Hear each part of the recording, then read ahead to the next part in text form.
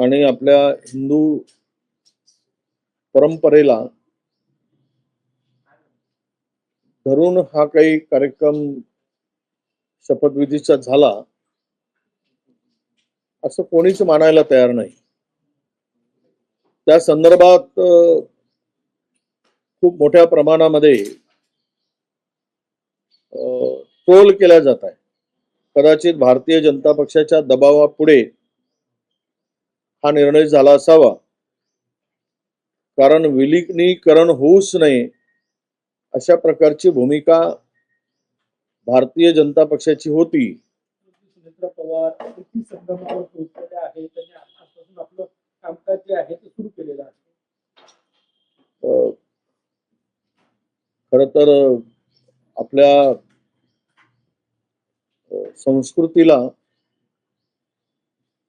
आणि आपल्या हिंदू परंपरेला धरून हा काही कार्यक्रम शपथविधीचा झाला असं कोणीच मानायला तयार नाही. त्या संदर्भात खूप मोठ्या प्रमाणामध्ये ट्रोल केल्या जात आहे. हा निर्णय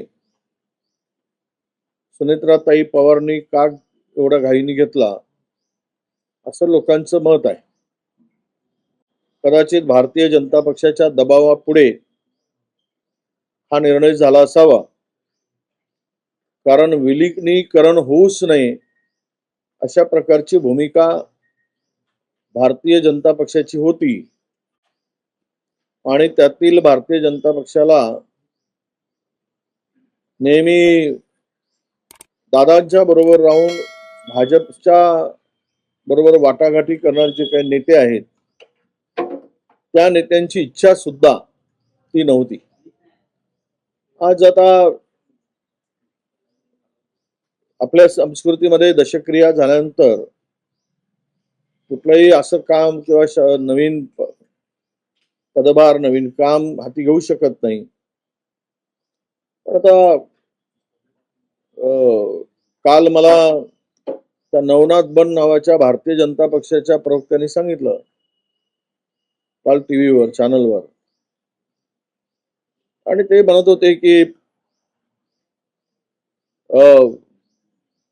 इंदिराजींचा मृत्यू झाल्यानंतर लगेच पंतप्रधान पदावर राजीव गांधींची नियुक्ती झाली, निवड झाली.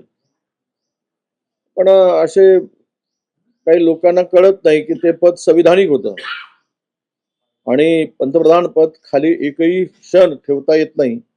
एवढी साधी जर अक्कल या प्रवक्त्यांना नसेल तर यावरून काय पुढे बोलायचं हा खरा प्रश्न येतो.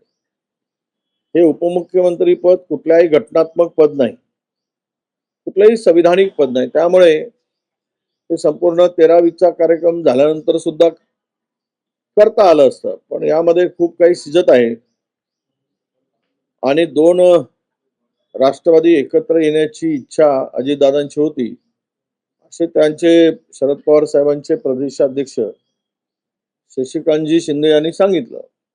त्यांनी तर शपथ पण घेतली अजितदादांची की अशी चर्चा झाली होती म्हणून. यावरून राजकारण फार आता सडकं झालेलं आहे, घाणेरडं झालेलं आहे. आणि हे काही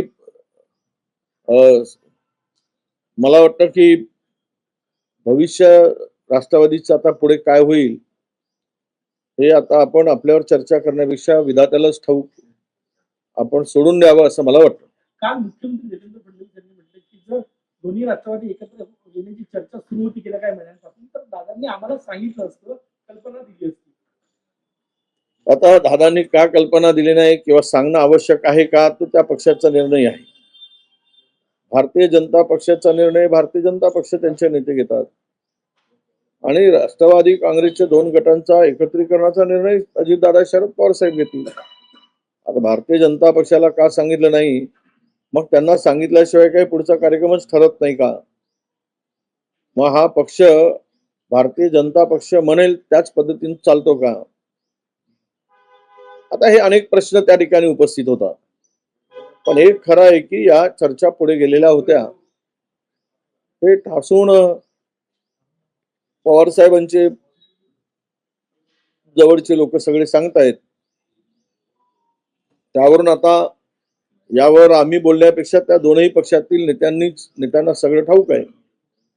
पण एक खरं की दोन पक्ष एकत्र येऊ नयेत हा कट कुठेतरी शिजला आणि त्यातून ही ठिगणी पडली असं मला वाटतं. अमोल मिटकरी यांनी व रुपाली ठोंबरे पाटील जे राष्ट्रवादीचे दोन नेते त्यांनी या संपूर्ण घटनेवर जे आहे ते घातपात आणि संशय व्यक्त केलेला आहे. अपघातातून हातपात संशय व्यक्त केलेला आहे. कारण की त्यांनी हे एक प्रश्न उपस्थित केला की साधी बॉडी कुठे आहे त्या विमानात. आता हा तपासाचा भाग आहे. संशय तर महाराष्ट्रातील 80% लोक व्यक्त करत आहेत.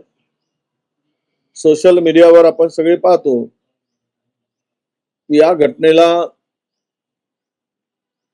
हा अपघात नाही तर घातपातच म्हटला जात आहे. आणि यातून अनेक प्रश्न उपस्थित झाले आहेत. मग ती सावेवाडीचा प्रश्न आता उपस्थित केला गेला. वेळेवर पायलट का बदलला गेला हा सुद्धा प्रश्न आहे.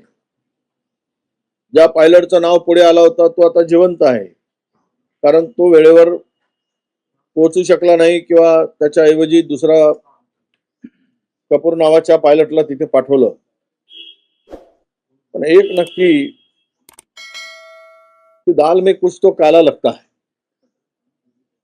आणि याची चौकशी निपक्ष होणे आणि त्यातून जे काय हे पुढे येईल ते सत्य असं समजावं लागेल.